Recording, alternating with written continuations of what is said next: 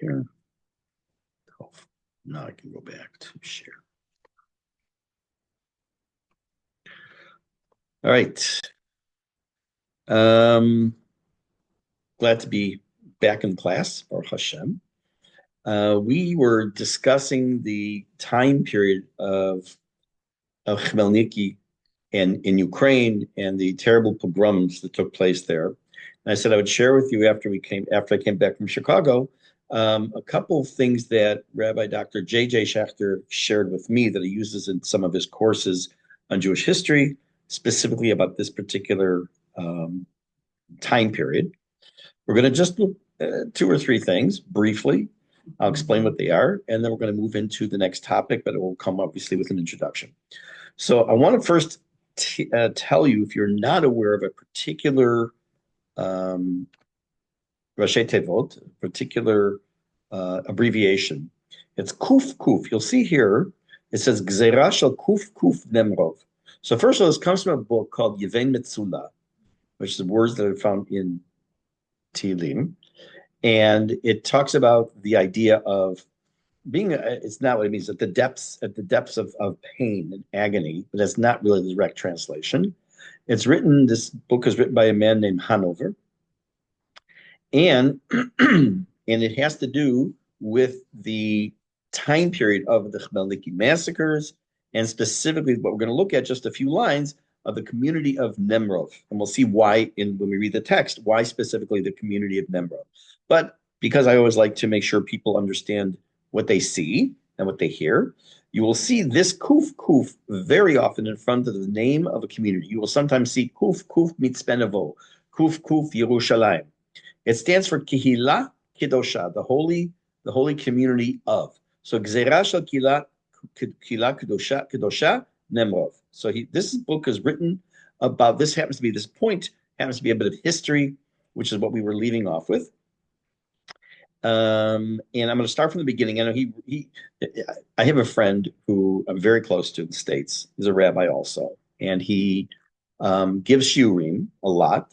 And sometimes he uses source sheets that he was given, I was given when we've had lectures from Rabbi Schachter. He says he's never seen a single page handed up by Rabbi Schachter doesn't have some lines on it somewhere. Doesn't mean that's exactly what you're going to read, but there's always something. He says I can never get a clean copy. So okay, fine. Anyways, so I'm going to read to you just a little bit here, and I'm going to jump over to this other column.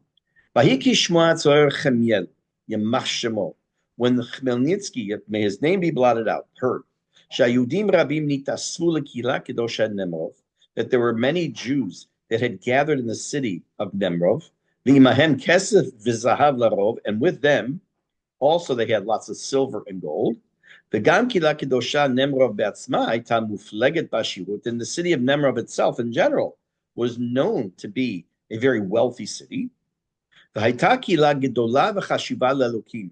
they were a great, large community that was important to God. That was made up of Torah scholars, it was made up of scribes, mileti mishpat, tzedek yalim ba'avata nirtzachim.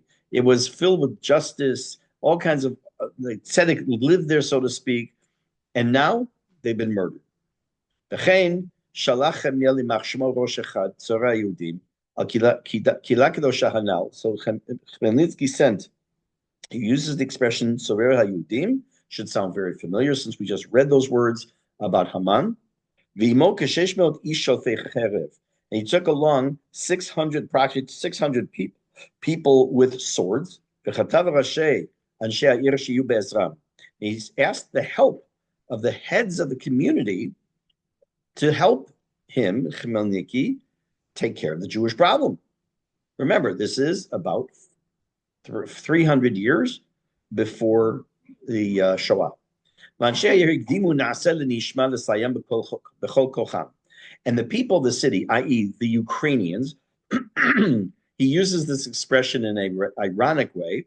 We know that in the end of Parshat Mishpatim, the Jews said regarding the Torah, Na'aseh v'nishma, we're just going to do. We'll listen to the reasons later, but Hashem says to do it, we're going to do it.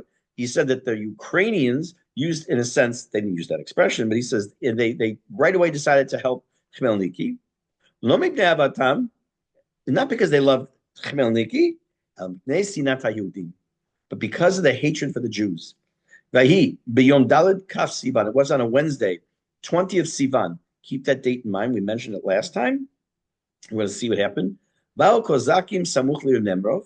The Cossacks came close to the city of Nemrov. They saw the strength of this army, so to speak, wasn't an army, coming, and they were scared. They didn't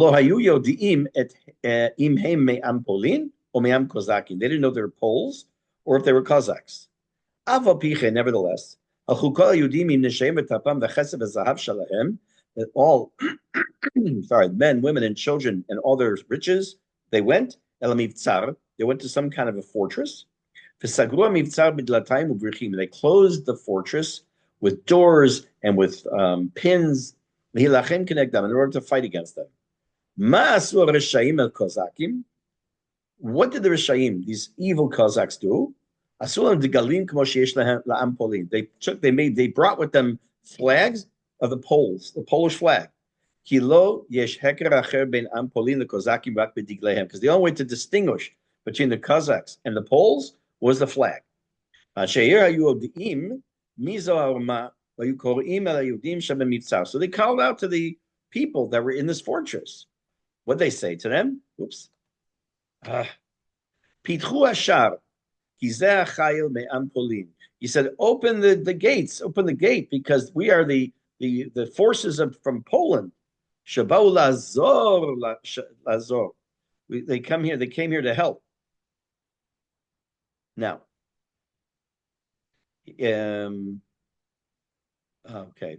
And it talks about after this, let me see if it's the next page. No, it wasn't this page. It's okay. Let me go to the next slide, just a second. And he goes on and describe how they tricked them to come out and they ended up all getting slaughtered. That idea of tricking the Jews into thinking something in order to slaughter them plays out during the Shoah many times. It played out prior to the war, during the War of Independence, and specifically in Gush Etzion, where there was a specific incident. I think it was Gush Etzion, a specific incident where the Jews had surrendered, and the Arabs had them standing for a picture, and instead of standing for a picture, they ended up shooting them all dead. Now, there's another thing here, so I'm going to go to close this there. This book called Sefer Petach Tshuva has to do with, again, with what's called Gzerot Tach, which you can see. I can make it bigger, you can see it. If you'll see, look right over here, it says Gzerat Betach V'tat L'Sfirat. That talks about the year that it took place. And the book is filled with not just history, but also keynote.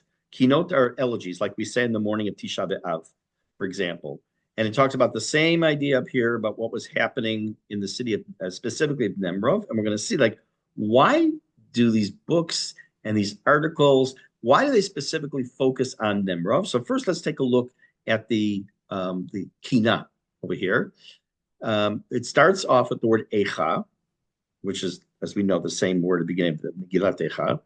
And it uses in the next paragraph, or the next bayit, in English called the next stitch, it says, Bachot tivke bilala cherev al kedoshei kahal Nemrov.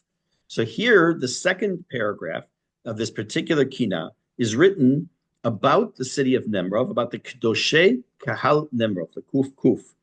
Why specifically in this book and many others, they start with Nemrov? So let's take a look what he says here. Oh, I keep doing that. There. Now, this is written in Rashi script, so if you are not good with Rashi script, then like I said, I'll read it to you anyways.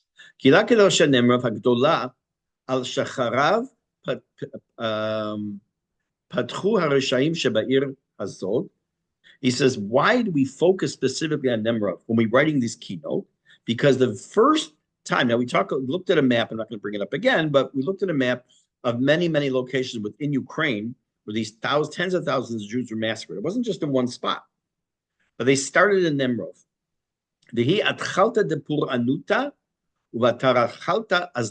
a halachic principle that you'll find in many places, that wherever the bad thing starts, you refer to that as the beginning of the whole process, and you refer to that specifically. What does that mean? He gives us an example. Dumi de Tanit de Tisha B'Av, similar to the day of Tisha B'Av, Av Shirubo Shel Heichal Nisraf B'Asiri, even though you may not be familiar with this, but even though the majority of the Beit HaMikdash burned on the afternoon of the 10th of Av, Mit'anim B'Tisha B'Av, we still fast on the 9th. Why? Because the process began on the 9th of Av. I'm going to come back to that in a minute. V'Adam hayta b'ma'al hazeh harishona. Okay, so he goes on and he talks about this. But that's why I wanted to point out that specifically talk about Nemrov, because of the fact that's where the whole process of the pogroms against the Jews in Ukraine began in Nemrov. Now, this is not just a principle in halacha, but it also is going to show, we're going to see in a minute, it's actually a good segue into something I'm going to do after the next slide. So just kind of keep that in mind. One more slide here. I said, if you keep in mind the date, I didn't make it, I'm going to make it bigger.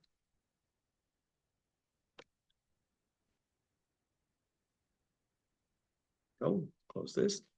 In this book, Piyutav v'Shirav shel Rabbi Yom Tov Lipman Heller. You may not recognize the name, Rabbi Yom Tov Lipman Heller, also who wrote many things in Piyutim having to do with the different fast days of the year. If you remember, we talked about that there was a fast that was instituted, which we don't do anymore, which had to do with the 20th day of Sivan. Because on the 20th day of Sivan was when Nemrov was overrun and Jews were murdered, and that was the beginning of the whole series of pogroms against the Jews in Ukraine. So he also had written a slicha, one of the slichot, for Kaf Sivan, Elokim Bozeno Shamanu Avotenu Sipulano. Okay, so this is that particular kina, or as he calls it in this case, a slicha.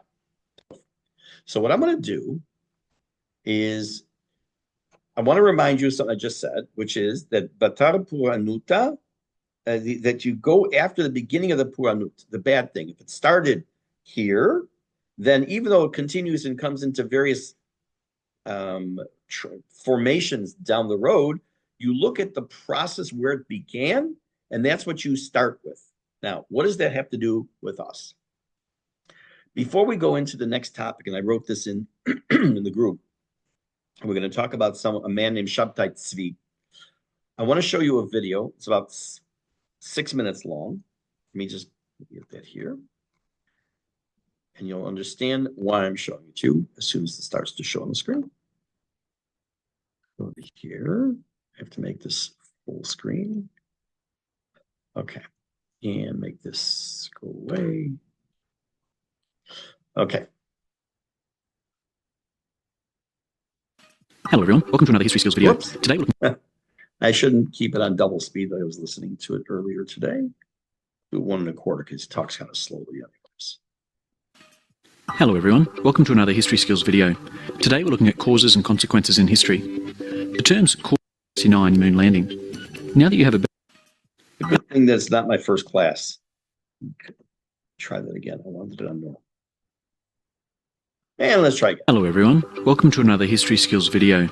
Today we're looking at causes and consequences in history. The terms causes and consequences are key concepts that focus on historical knowledge. In order to master these ideas, you need to study your historical topic in detail. As you learn about the past, you'll discover that things do not simply happen without a reason. In fact, you'll find that historical events are always caused by things that happened before them. In a similar way, events don't just end without affecting people and events that follow on from them. Every historical event creates changes that have consequences long after it is over. The most important first step in understanding causes and consequences is to know what historical event you're talking about. It is only once you know what event you're looking at that you can begin to investigate what caused it and what its consequences were. To do this, make sure you can identify the following things about your event. First of all, the name of the event. Secondly, the date during which it occurred. And thirdly, what specifically happened during this event. Once you know these things about your historical event, you're ready to find out its causes and consequences. Now, let's look at each of these terms individually. A cause is a personal thing that makes something happen. For example, if I throw a rock at a window, the window will break. In this scenario, the event was the window breaking. But what caused it to break? Well, two things did: the rock itself and the fact that I threw it. These were the causes of the broken window. In a similar way to the window example, every historical event occurred only because of a series of events that led to it. Therefore, things that directly led to the event are called causes. Almost every historical event has more than one cause. In history, we divide causes into two kinds: short-term causes and long-term causes. Causes that only occurred a few hours, days, or weeks before the event are called short-term causes. Causes that existed for years, decades, or centuries before the event are called long-term causes. But please be careful. Just because something occurred before the event does not mean it caused it. You should only focus on events that you can prove are directly related to your event. Another way of thinking about it is to say that the later event would not have occurred if the earlier one had not happened first. Now, let's look at the second concept. A consequence is something that happens as a direct result of something else. Using the same example as before, if I throw a rock at a window, the consequence of that action will be the shattering of the glass, and probably angering the unfortunate person who owns the window. Both the broken glass and the angry owner are the consequences of the thrown rock. In a similar way, every historical event has a flow-on effect upon things that occur after it. Things that occurred only because of the existence of the historical event you're investigating are called consequences. Consequences can include impacts upon people, societies, beliefs, or any other facet of history, and most historical events have more than one consequence. Just as with causes, consequences can be categorized into long and short-term consequences. Those that occurred only a few hours, days, or weeks after the event are called short-term consequences. Those that occurred years, decades, or centuries after the event are called long-term consequences. Now that you've grasped the concepts of cause and consequence, you'll notice something very...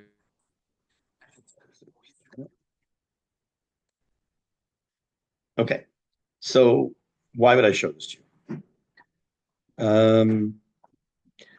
One of the things I tried to get across, and we've been doing this almost from the beginning of this class, is that these things that we're learning about, the historical events that we're learning, the people we're learning about, are connected. Sometimes it's very obvious. A World War II was a direct result of World War I. Some even look at it as one long war with a pause of about 20 years in between. A single bullet, basically, on the 7th, I think it was the 17th of Tammuz, or it was Tisha B'Av, caused the beginning of World War I. Archduke Ferdinand, and he was assassinated, which we'll eventually get to. And so sometimes it's pretty obvious, cause and effect, cause and consequences, depending what part of the world you live in. But what we're about to start learning about tonight, the first one we're going to start learning about, Shabbtai Zevi, is going to be as a direct result of, or an effect that was caused by what we were talking about before. Let me explain that. When Khmelnytsky was in power and so many Jews were massacred, there was this belief that it couldn't just happen, that such a horrible thing should happen to the Jewish people. We're not talking about being expelled from a country. We're not talking about expelling Jews and killing, 50 Jews who decided they didn't want to convert to Christianity. We're talking about hundreds of thousands of Jews that were massacred, which is really one of the first times in Jewish history that this is happening. Just like after the Holocaust, there were so many beliefs, Mashiach has to be coming now, has to be coming after this terrible, terrible event. And back then, after the Khmelnytsky massacre, by the way, I've heard both Khmelnytsky and Khmelnytsky, whatever it is, Yamach Shemo, may his name be blotted out forever, that the whole idea of the cause of what was happening in the time of Khmelnytsky, one of the effects was this idea of messianic fervor, that the belief that the Mashiach has to be on the way. So what I'm going to show you first is, where's the slide? No, not that. Oh, here it is. We're going to talk about a man named Shabbtai Zevi, who was known as a false messiah. There was one that comes after him, known as Yaakov Frank, and there are other false messiahs over time. But we're just going to talk right now about Shabbtai Zevi for tonight and likely next week because it's a long topic. I have a book that's like this thick. That is a fascinating book, but I'm not going to go through everything. But what I do want to show you before we get started is, try that again, this picture, which it appears in many places, the likeness of Shabbtai Zevi that was appears in many books from his time period, and to the extent that, and make this much bigger, in many book plates, they would print the book with here, showing here him sitting on a throne, Ateret Tzvi, the crown of Tzvi, his name was Tzvi. It says here, Bayamim Ahemu Ba'etahi, in those days and now, Atzmiach LeDavid Tzemach Tzedakah. For those of you in the Tefillah class know, we just were doing the bracha of Et Tzemach David. It uses the terminology from Shemona Esrei, referring to the Davidic dynasty, that he was going to be the Mashiach.